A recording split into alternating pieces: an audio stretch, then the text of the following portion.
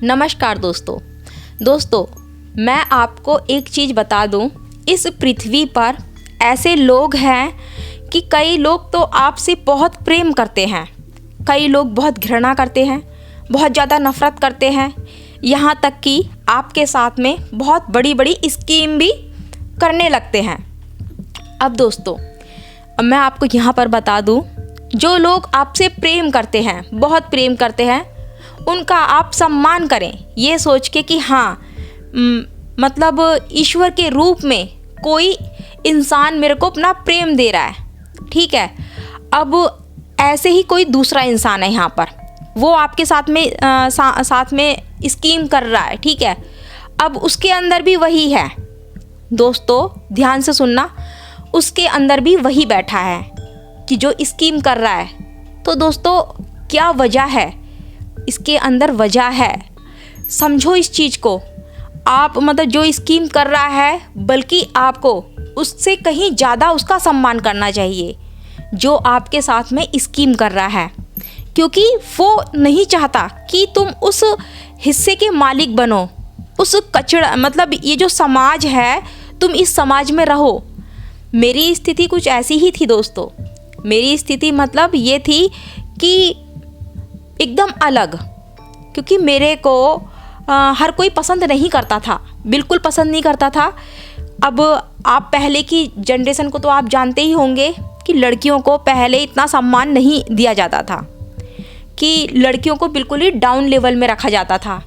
जो एक घर की जो माँ होती है, वो भी यानी कि एक खुद घर की औरत होकर, एक बेटी होकर, एक माँ होकर, और बेटी का ही सम्मान ना करे, तो ये पहले एक नॉर्मल सी बात थी।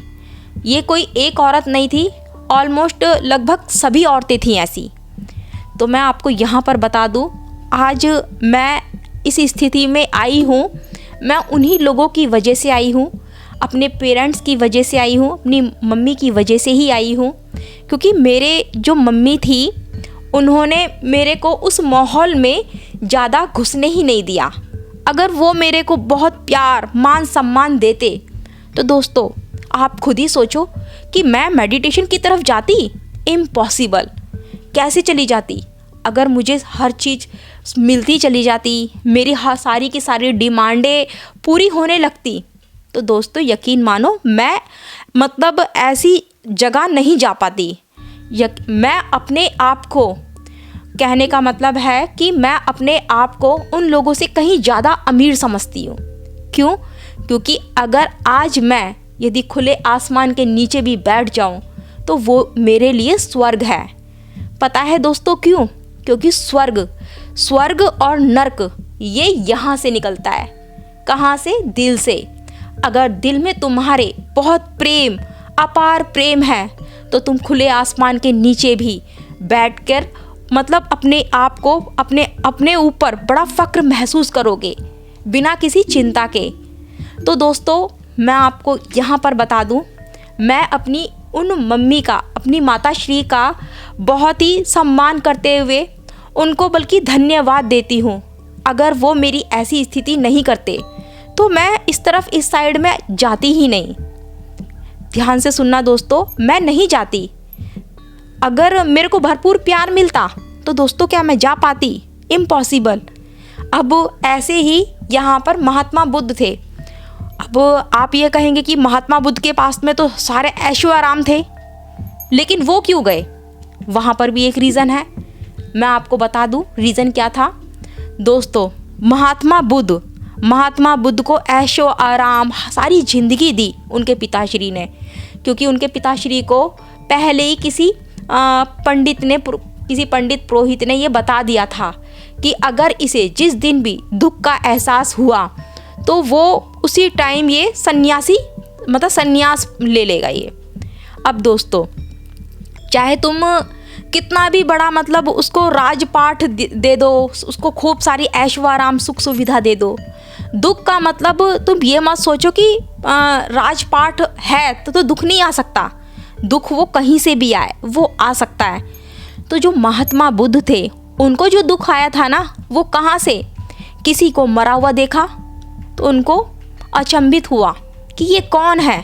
क्योंकि कोई भी मरा हुआ व्यक्ति उनके सामने मतलब आने के लिए मना किया जाता था। जो राजा था, जो उनके पिताश्री थे, मना करके रखते थे कि सिद्धार्थ गौतम के सामने ऐसे मरे हुए इंसान को ना लाया जाए। ठीक है, सूखे पत्ते, यानी कि जो उनके सामने सूखे पत्ते रहते थे ना, उनको हटा दिया जाए, क्योंकि उनकी जो दृष्टि थी उनके ऊपर ना पड़ जाए। कहने का मतलब था कि उनके सामने एक भी दुख का सुई के नोक बराबर भी ना आ जाए। तो दोस्तों यही सारी चीज़ें हुई थी। उनको वहीं उसी चीज़ से दुख शुरू हो गया, क्योंकि उनका दुख था ये कि आज तो मेरे पास में ये सारी सुख सुविधा है, मेरे पास में बुढ़ापा भी आना है। क्योंकि उस महात्मा बुद्ध के सामने एक बूढ़ा इंसान भी आया था, तो पूछा था अपने उस सारथी से कि ये कौन है, कि ये तो बूढ़ा है। बोले अच्छा, मैं भी बूढ़ा होऊंगा। तो उन्होंने बोला कि हाँ, आप भी बूढ़े होगे, मैं भी बूढ़ा होऊंगा। तभी उनके उस मतलब समय से उनके दिमाग में ये घूमने लग गई सारी बातें, क्योंकि मरना तो तय है, तो मरने से पहले मैं खुद को जान लूँ। उसी टाइम मतलब उन्होंने निश्चय कर लिया और रात को महात्मा बुद्ध निकल गए। तो दोस्तों मैं आपको बता दूं, कोई भी खुशी इंसान मतलब जिसको वो भोग विलास में खुद को विलीन करके रखा है, ऐसा इंसान जा ही नहीं सकता। मतलब दुख आना बहुत ज़रूरी है। मेरे पिताश्री भी थे, वो भी बोला करते थे कि ऐसे सुख को लाठी पड़े जिसमें उसका नाम ना हो, और ऐसे दुख को मतलब बारंबार प्रणाम जिस दुख के अंदर उस परमात्मा का नाम है। तो मेरा कहने का मतलब ये है दोस्तों कि अगर आपको कोई तकलीफ़ दे रहा है तो उसके बारे में कभी भी नेगेटिव थॉट मत लेकर आना, क्योंकि वो तुम्हारे लिए बहुत अच्छा ही कर रहा है। मतलब वो अपने लिए बहुत नुकसान, मतलब अपने लिए कांटे लगाए जा रहा है वो, लेकिन तुम्हारे लिए बहुत अच्छा कर रहा है। उसका फिर भी तुम अंदर ही अंदर, जो तुम्हारे अंदर बैठा है, उससे हाथ जोड़कर उसके लिए प्रार्थना ही करना, क्योंकि वो तुम्हारे लिए इतनी बड़ी चीज़ अनजाने में ही सही लेकिन दे रहा है।